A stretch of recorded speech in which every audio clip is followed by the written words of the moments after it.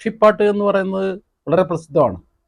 1930 കാലഘട്ടത്തിലൊക്കെ തുടങ്ങിയ ആ പക്ഷിപ്പാട്ട് എന്ന് പറയുന്ന കാവ്യം അന്ന് മലയാള സാഹിത്യത്തിലെ പ്രധാന സ്ഥലങ്ങളിലൊന്നും അത് എത്തിയില്ല. പകരം മൊഗ്രാലിൽ മാത്രം അത് ഒതുങ്ങി.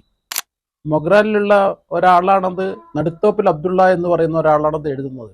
അപ്പം അദ്ദേഹം അത് എഴുതി അവിടെയുള്ള പുരോഹിതന്മാർക്ക് അത് വായിച്ച് കേൾപ്പിച്ചപ്പോൾ അവർ പറഞ്ഞു, ഇങ്ങനെ ഒരു കെട്ടുകഥയാണിത്, അതുകൊണ്ട് ഇതിങ്ങനെ എഴുതാമോ എന്ന് നമുക്ക് അറിഞ്ഞുകൂടാ, അതുകൊണ്ട് നമുക്കതിനോട് താല്പര്യമില്ല എന്ന് പറഞ്ഞു. അപ്പം ഈ നടുത്തോപ്പിൽ അബ്ദുള്ള എന്ന് പറയുന്ന മനുഷ്യൻ പിന്നെന്താ ചെയ്യുക, എഴുതി കഴിഞ്ഞ് പ്രോഫറ്റ് ആയിട്ടുള്ള നബി സല്ലല്ലാഹു അലൈഹി വസല്ലമയുടെ സ്ഥലത്തേക്ക് ഒരു പെൺപക്ഷി വന്നിട്ട് പരാതി പറയുന്നു.